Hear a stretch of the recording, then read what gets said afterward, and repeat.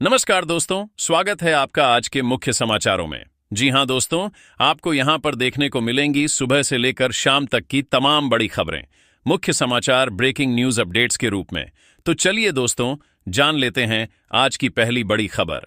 Donald Trump की तारीफ करने पर पाकिस्तानी प्रधानमंत्री अपने ही देश में हो गए ट्रोल। लोग बोले, शरीफ को चापलूसी का नोबेल दे दो, हमारे नेता इतने चाटुकार क्यों हैं। जी हां दोस्तों, पाकिस्तानी प्रधानमंत्री शहबाज शरीफ को उनके ही देश में अमेरिकी राष्ट्रपति डोनाल्ड ट्रंप की चापलूसी करना भारी पड़ गया है। दरअसल दोस्तों, उन्हें डोनाल्ड ट्रंप का चापलूस और चाटुकार बताकर ट्रोल किया जा रहा है। कुछ सोशल मीडिया यूजर्स ने कहा कि अगर चापलूसी के लिए नोबेल होता तो शरीफ उसके सबसे बड़े दावेदार होते। चलिए दोस्तों, जान लेते हैं अगली खबर। दिल्ली एनसीआर में ग्रीन पटाखे बेचने और फोड़ने की मिल गई इजाजत। 18 से 21 अक्टूबर तक परमिशन। सीजीआई बोले, पर्यावरण से समझौता नहीं, बैलेंस अप्रोच अपनानी होगी। जी हां दोस्तों, सुप्रीम कोर्ट ने बुधवार को दिल्ली एनसीआर में ग्रीन पटाखे बेचने और फोड़ने की इजाजत दे दी है। हालांकि यह परमिशन 18 से 21 अक्टूबर तक के लिए है। इस दौरान लोग सुबह 6 से 7 बजे तक और रात में 8 से 10 बजे तक, यानी कि कुल 3 घंटे ही ग्रीन पटाखे फोड़ सकेंगे। चीफ जस्टिस ऑफ इंडिया यानी कि सीजीआई बीआर गवाई और जस्टिस के विनोद चंद्रन की बेंच ने आदेश देते हुए कहा कि हम कुछ शर्तों के साथ ग्रीन पटाखे जलाने की इजाजत दे रहे हैं।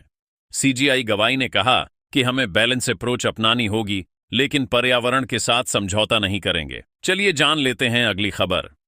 तमिलनाडु सरकार हिंदी पर बैन लगाने वाला बिल लेकर आएगी। हिंदी फिल्म, गाने और होर्डिंग्स बोर्ड पर रोक संभव।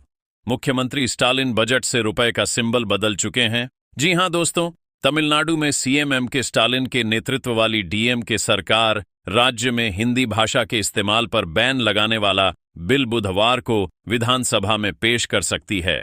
मीडिया रिपोर्ट्स के अनुसार सरकार पूरे तमिलनाडु में हिंदी के होल्डिंग्स, बोर्ड, फिल्मों और गानों पर बैन लगाना चाहती है।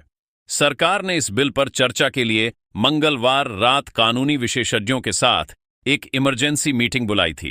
तमिलनाडु विधानसभा का विशेष सत्र 14 अक्टूबर से शुरू हुआ है। चलिए दोस्तों, जान लेते हैं अगली खबर। चीन ने डब्ल्यूटीओ में भारत के खिलाफ शिकायत की।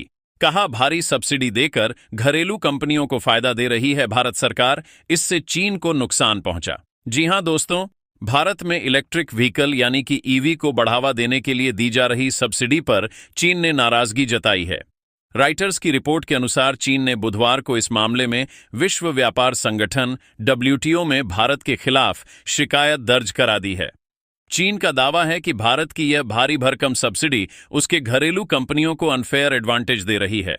इससे भारत में बिकने वाले चीनी इलेक्ट्रिक गाड़ियों और ईवी प्रोडक्शन पर असर हो रहा है। चलिए जान लेते हैं अगली खबर। पेंशन भोगियों के लिए अलर्ट। देर हुई तो अगले महीने नहीं आएगा पेंशन का पैसा।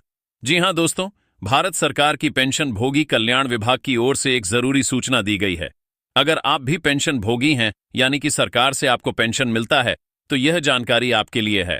पेंशन विभाग 1 से 30 नवंबर 2025 के बीच पूरे देश में चौथा राष्ट्रव्यापी डिजिटल जीवन प्रमाण पत्र अभियान चलाएगा, जिसका उद्देश्य हर पेंशन धारियों तक पहुंच बनानी है, जिससे उन्हें पेंशन प्राप्त करने में किसी भी तरह की परेशानी या रुकावट ना हो। चलिए दोस्तों, जान लेते हैं अगली खबर। सोना 8.62 महंगा होकर 8.7 लाख के करीब पहुंचा। चांदी 8.9 सस्ती हुई।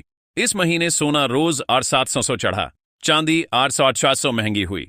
दरअसल दोस्तों, आज सोने के दाम में तेजी तो वहीं चांदी के दाम में गिरावट देखने को मिली। Indian bull and jeweller association के अनुसार 10 ग्राम 24 कैरेट सोने के दाम RS 562 बढ़कर RS 6714 के ऑल टाइम हाई पर पहुंच गए हैं। वहीं दोस्तों, 22 कैरेट सोना RS 1670, 18 कैरेट सोना RS 9.536 और 14 कैरेट सोना RS 7428 प्रति 10 ग्राम के भाव पर बिक रहा है।